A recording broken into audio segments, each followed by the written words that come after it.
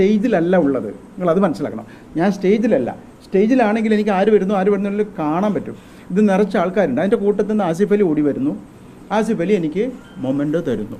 Memento ഞാൻ വാങ്ങിക്കുന്നു.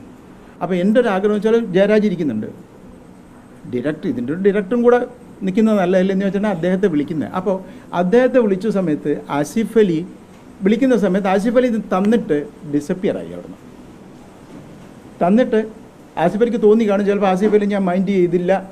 അപ്പോൾ എൻ്റെ ആഗ്രഹം മനസ്സിലുള്ളത് ജയരാജും കൂടെ വരട്ടെ. അപ്പോൾ രണ്ടുപേരും വന്നിട്ട് പിന്നെ ആസിഫ് അലിയുമായിട്ട് നമുക്ക് മിങ്കിൾ ചെയ്യാന്നുള്ള രീതിയിൽ നമ്മളെത്രയോ അവാർഡ് വാങ്ങിച്ചതാണ്, അവാർഡ് സെറിമണി കണ്ടക്ട് ചെയ്തതാണ് ഞാൻ. ഇതാണ് സംഭവിച്ചത് അവിടെ. അപ്പോൾ ആസിഫ് അലിക്ക് തോന്നി, അല്ലെങ്കിൽ ആസിഫ് അലി കണ്ടു നിൽക്കുന്ന തോന്നുന്നത് ഞാൻ ആസിഫ് അലിയെ മൈൻഡ് ചെയ്യാതെ പോയി എന്നാണ്. അതെനിക്ക് ഭയങ്കര വിഷമമുണ്ടാക്കിയിട്ടുണ്ട് സത്യത്തിൽ. I am so sorry. Hi, hello, നമസ്കാരം guys, welcome to Mad Vibes നോ ചാനൽ. എല്ലാവരും ഹാപ്പിയായിട്ട് കൂളായിട്ട് ചില്ലായിട്ട് ഇരിക്കുകയെന്ന് ഞാൻ വിശ്വസിക്കുന്നു. അപ്പോൾ രമേശ് നാരായണന്റെ ഒരു എക്സ്പ്ലനേഷൻ നമ്മളെല്ലാവരും കണ്ടിട്ടുണ്ടാവും. അതിനെ ഒരു എക്സ്പ്ലനേഷൻ തന്നെ പറയാൻ പറ്റില്ല. കാരണം പുള്ളി ഒരു ഈഗോയിസ്റ്റ് ക്യാരക്ടറാണ്, ടു ബി ഫ്രാങ്ക്. അന്ന് പൃഥ്വിരാജ് ആണെങ്കിൽ ഇന്ന് ആസിഫ് അലിയാണ്. പൃഥ്വിരാജിന്റെ സംഭവത്തിൽ പുള്ളി പറയുന്നുണ്ടായിരുന്നു, പിന്നെ നമ്മുടെ ഒരു സംഗീതത്തിനെ വിലയിരുത്താനൊക്കെ ആയിട്ട് അദ്ദേഹമായിട്ടൊന്നും ഇല്ല എന്നുള്ള രീതിയിൽ സംസാരിക്കുന്നുണ്ടായിരുന്നു. അതേപോലെ തന്നെ ഇപ്പം പുള്ളി പറയുന്ന ഒരു കാര്യമുണ്ട്, ആസിഫിന് തോന്നിക്കാണും. ആസിഫിനല്ല, ഈ കേരളത്തിലുള്ള ആ വീഡിയോ കാണുന്ന, ചോറ് തിന്നുന്ന, വിവരമുള്ള, ബോധമുള്ള എല്ലാവർക്കും മനസ്സിലാകും താങ്കൾ ഇൻസൾട്ട് ചെയ്തതാണ്, അവോയ്ഡ് ചെയ്തതാണ് എന്നുള്ളത്. ഓക്കെ. ആൻഡ് പുള്ളി പറയുന്ന ഒരു സ്റ്റേറ്റ്മെന്റ് ഉണ്ട്, ഞാൻ സ്റ്റേജിലല്ല. നിങ്ങളൊരു കാര്യം മനസ്സിലാക്കണം, ഞാൻ സ്റ്റേജിലല്ല, ഞാൻ ഇവിടെ താഴ്ത്തു നിൽക്കുന്ന സമയത്താണ് ഒരു കൂട്ടത്തിൽ നിന്നും ആസിഫ് അലി ഓടി വരുന്നു. എന്തിനു ഓടി വരുന്നു? ആസിഫ് അലി നിങ്ങൾക്ക് അവാർഡ് തരാൻ വന്ന ഒരു വ്യക്തിയാണ്. ഓടിപ്പടഞ്ഞ് അറ്റത്തുനിന്നൊക്കെ ഹായ് കൂയി എന്നൊക്കെ പറഞ്ഞ് കൂയി വിളിച്ച് നിങ്ങളുടെ ശ്രദ്ധ ആകർഷിക്കാൻ ശ്രമിച്ച ഒരു മനുഷ്യനല്ല. ഓക്കെ.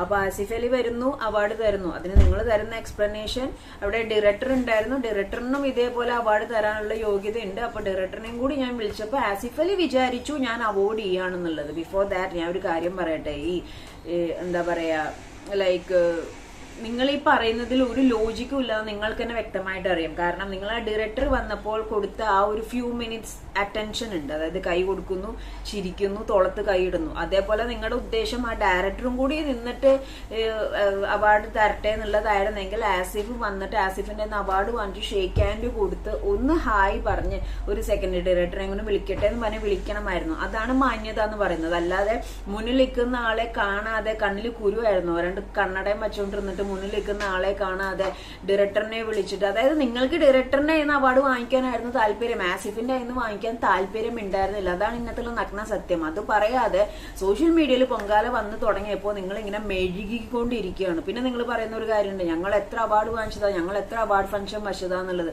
പണ്ട് ആനപ്പുറത്തിരുന്നു പറഞ്ഞാൽ ഇപ്പൊ തഴമ്പ് കാണിച്ചിട്ട് കാര്യമില്ല. ഒരാളെ എങ്ങനെ റെസ്പെക്ട് ചെയ്യണം, ഒരാളെ എങ്ങനെ അറ്റൻഡ് ചെയ്യണം എന്നുള്ളത് ലൈക്ക് ഇപ്പം കാണിച്ചു തരാം. കാരണം എന്ന് വെച്ചാൽ ഒരു ആസിഫിന്റെ ഒരു വീഡിയോ, ഈ ഒരു നമ്മുടെ അവാർഡിന് വന്നപ്പോൾ തന്നെ ആസിഫ് കാണിച്ച ഒരു വീഡിയോ, അതായത് എല്ലാവരെയും ആ വരിയിലിരിക്കുന്ന എല്ലാവരെയും ഒന്നടക്കം ഒരു വ്യത്യാസം ഇല്ലാതെ പോയിട്ട് ഹായ് പറയുന്ന ഒരു സംഭവമാണ് നമ്മളിപ്പോൾ കണ്ടുകൊണ്ടിരിക്കുന്നത്. അപ്പോ ഇതൊന്നും നിങ്ങൾക്ക് പറഞ്ഞിട്ടില്ല, നിങ്ങൾ ന്യായീകരിച്ചുകൊണ്ടേ ഇരിക്കുകയാണ്. നിങ്ങൾ അവാർഡ് നൈറ്റും സംഭവങ്ങളൊക്കെ കണ്ടക്ട് ചെയ്തിട്ടുണ്ടാവുമായിരിക്കാം, വാങ്ങിച്ചിട്ടുണ്ടാവുമായിരിക്കാം. പക്ഷെ നിങ്ങൾ ഒരു ഹോൾ പബ്ലിക്കിനെ കണ്ണിൽ പൊടിയിടാനാണ് നോക്കുന്നത്. എന്നിട്ട് പറയുന്ന എക്സ്പ്ലനേഷൻ ആണെങ്കിൽ ശുദ്ധ മണ്ടത്തരവും പൊട്ടത്തരമാണ് പറഞ്ഞുകൊണ്ടിരിക്കുന്നത്. കാരണം ലൈക്ക് ഡയറക്ടറും കൂടി ആസിഫിന് തോന്നിയിട്ടുണ്ടാവും എന്നത്ര. ഇവിടെ ആസിഫ് ഇത്രയായിട്ട് ഒരു അക്ഷരം സംസാരിച്ചിട്ടില്ലല്ലോ. ഇതിന്റെ ഉള്ളിൽ ഈ ഒരു കാര്യത്തെ പറ്റിയിട്ടോ ഈ ഒരു വിഷയത്തിനെ പറ്റിയിട്ടോ ആസിഫ് അലി ഇത്രയായിട്ടും ഒരു അക്ഷരം കമാന്നും മിണ്ടിയിട്ടില്ല.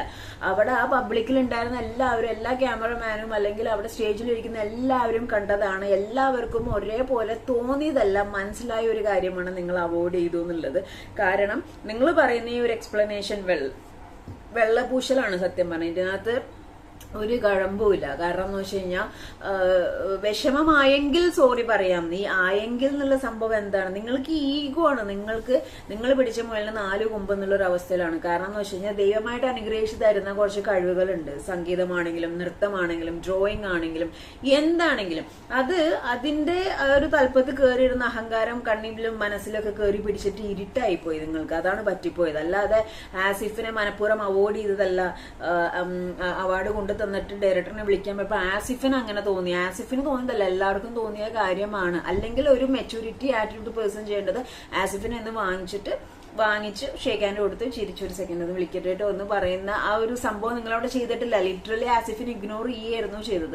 അപ്പൊ ഇനിയും ഇതിന്റെ മേലെ ഇങ്ങനെ പറഞ്ഞിട്ട് ഒരു കാര്യമില്ല. ആസിഫ് അലി എന്ന് പറയുന്ന വ്യക്തി ഒരു നടൻ എന്നതിലുപരി ഒരു മനുഷ്യൻ അല്ലെങ്കിൽ ഒരു മനുഷ്യത്വം, ആ ഒരു വലിയൊരു മെസ്സേജാണ് സൊസൈറ്റിക്ക് കൊടുത്തത്. കാരണം ഇതേപോലെ ഇതിപ്പോ ആസിഫ് അലി ആയതുകൊണ്ട് ഇൻ ഡെയിലി ലൈഫിൽ ഇൻ റിയൽ ലൈഫിൽ ഒരുപാട് ആളുകൾ ഒരു പക്ഷേ ഇങ്ങനത്തെ ഇൻസൾട്ട്സ് ഒക്കെ ഫേസ് ചെയ്തിട്ടുണ്ടോ. അങ്ങനെ ഇൻസൾട്ട് ഫേസ് ചെയ്തവർ ഒരു മെസ്സേജ് ആണ് ആസിഫ് അലി കൊടുത്തത്, just smile and move from there, that's it. അത് പുള്ളി ചിരിച്ചോണ്ട് അവിടെ ഇപ്പൊ പുള്ളി കയറി റിയാക്ട് ചെയ്തിട്ടുണ്ടെങ്കിൽ ഇത്രയും ഒരു വൈബ് ഉണ്ടാവില്ലായിരുന്നു. പക്ഷെ ആസിഫ് അലി നൈസായിട്ട് ചിരിച്ചങ്ങ് ബാക്ക് ഓഫ് ചെയ്ത് മാറി കഴിയുമ്പം ഇൻസൾട്ട് ഫേസ് ചെയ്ത പലർക്കും ഇതൊരു മെസ്സേജ് ആണ്. മച്ചമാരെ ഇങ്ങനെയാണ് ബിഹേവ് ചെയ്യേണ്ടത്, ഓപ്പോസിറ്റ് നിൽക്കുന്ന ആളുടെ വിവരമില്ലായ്മ നമ്മുടെ കുറ്റമല്ല എന്നുള്ള രീതിയിൽ വലിയൊരു മെസ്സേജ് ആണ് കൊടുത്തത്. സോ ആസിഫിന്റെ തട്ടപ്പ് ഇത്രയും കൂടി ഹെവി ആയിരിക്കുകയാണ്. അതാണ് ഒരു നടൻ എന്നതിലുപരി ഒരു നല്ല വ്യക്തിത്വത്തിന് ഉടമയാണെന്ന് പറയാനുള്ള കാരണം അതാണ്. നല്ലൊരു മെസ്സേജും ആണ് കൊടുത്തത്. രമേശ് ഇനി ഇവിടെ കിടന്ന് ഇങ്ങനെ വായത്താലടിച്ചിട്ടോ മെഴുകിയിട്ടോ ഒരു കാര്യമില്ല, എക്സ്പ്ലനേഷൻ തന്നിട്ടൊന്നും ഒരു കാര്യമില്ല. നിങ്ങൾ ഇപ്പോഴും പണ്ട് ആനപ്പുറത്ത് ഇരുന്നതിന്റെ തഴമ്പ് കാണിച്ചുകൊണ്ടിരിക്കണം. ആ കാലഘട്ടമൊക്കെ മാറി. എത്ര വയസ്സായാലും എത്ര എന്തായാലും ഡൗൺ ടു എർത്ത് ആയിട്ട് ജീവിക്കുക, learn to respect, give respect and take respect എന്നുള്ളൊരു സംഭവമാണ്. അപ്പോ പൃഥ്വിരാജിനെ ഫേസ് ചെയ്ത അതേ ഒരു സംഭവം തന്നെയാണ് ഇപ്പൊ ആസിഫ് അലിക്കും കിട്ടിയിരിക്കുന്നത്. സോ അപ്പൊ പുള്ളിയുടെ ക്യാരക്ടർ ഇങ്ങനെയാണ്. അതിനെ ഇപ്പൊ ഞാൻ പറഞ്ഞ മാതിരി എല്ലാവർക്കും ആ ഒരു ക്യാരക്ടർ ആറ്റിറ്റ്യൂഡ് ഉണ്ടാവണം ഇല്ല. അപ്പൊ സോഷ്യൽ മീഡിയയിൽ ഈ ഒരു സംഭവം വൻ തരംഗമായിരിക്കുകയാണ്. കമന്റ്സ് ത്രൂ ആണെങ്കിലും ബുള്ളിങ് ത്രൂ, ഇന്റർവ്യൂസ്, യൂട്യൂബേഴ്സ് ആണെങ്കിലും ഓൾമോസ്റ്റ് എല്ലാവരും റിയാക്ട് ചെയ്യുന്നുണ്ട്. കാരണം ഈ ഒരു എക്സ്പ്ലനേഷനിൽ വന്നു കഴിയുമ്പോൾ റിയാക്ഷൻ പെർഫെക്റ്റ് ആയി. കാരണം എന്ന് വെച്ച് കഴിഞ്ഞാൽ പുള്ളി പറയുന്നത് അത്രയും ഒരു ലോജിക് ഇല്ലാത്ത കാര്യമാണ്. ആസിഫിന് തോന്നി എന്നാണ് പറയുന്നത്. ആസിഫിനല്ല, എല്ലാവർക്കും മനസ്സിലായ ഒരു കാര്യമാണെന്നുള്ളത് ഇദ്ദേഹം മനസ്സിലാക്കുന്നില്ല. ഒരു ക്യാമറയിൽ ഈ സാധനം പതിഞ്ഞ് ഔട്ടായപ്പോൾ ഏറിപ്പോയപ്പോൾ കേരളം എല്ലാവരും കാണുകയും അതിനെപ്പറ്റി ചോദിച്ചു കഴിഞ്ഞപ്പോൾ ഡയറക്ടർ തരണതാണ് എനിക്കിഷ്ടം, ആസിഫ് തരണത് എനിക്കിഷ്ടമല്ല എന്നുള്ളൊരു നഗ്ന സത്യത്തെ മറച്ചു വെച്ചിട്ട് വെള്ള പൂശിക്കൊണ്ടേയിരിക്കുകയാണ്. ഡയറക്ടറും കൂടി വരട്ടെ, ഒരുമിച്ച് വാങ്ങിക്കാം എന്നുള്ളൊരു രീതിയിലാണ്. അങ്ങനെ ആസിഫ് തിരിഞ്ഞ് ബാക്ക് ഓഫ് ചെയ്തതായിട്ട് തോന്നിയിരുന്നെങ്കിൽ നിങ്ങൾക്ക് ആസിഫിനെ വിളിക്കായിരുന്നു, 1 സെക്കൻഡ് മണിക്ക് വിളിക്കായിരുന്നു. അതും നിങ്ങൾ ചെയ്തില്ലല്ലോ. അപ്പൊ എന്തിനാ വെറുതെ ഇങ്ങനെ നിലത്ത് കിടന്ന് ഉരുണ്ടോണ്ടിരിക്കുന്നത്? അപ്പം ലൈക്ക് യുനോ ബോധം വിവരമൊക്കെ വയ്ക്കാൻ ഇപ്പോഴും ഒരു സമയമുണ്ട്. അപ്പോ ട്രൈ ടു റെസ്പെക്ട്, എല്ലാവരും റെസ്പെക്ട് ചെയ്യാൻ ശ്രമിക്കുക.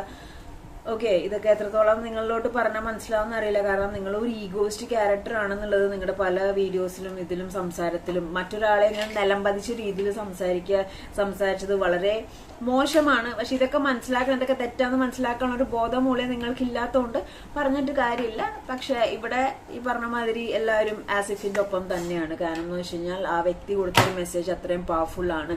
ഇൻസൾട്ട് ആവാന്ന് പറഞ്ഞിട്ടുണ്ടെങ്കിൽ അതൊരു ചെറിയ കാര്യത്തിലാണെങ്കിലും ഇൻസൾട്ട് ഭയങ്കരമായിട്ട് നമ്മളെ ഹോണ്ട് ചെയ്യും. അത് ഇത്രയും വലിയ നമ്മുടെ വീട്ടിൽ തന്നെയാണെങ്കിലും ഒരു ചെറിയ സർക്കിളിലാണെങ്കിലും ഇത്രയും വലിയൊരു സംഭവത്തിനെ പുള്ളി നൈസായിട്ട് ഹാൻഡിൽ ചെയ്തത് വലിയൊരു മെസ്സേജ് തന്നെയാണ്.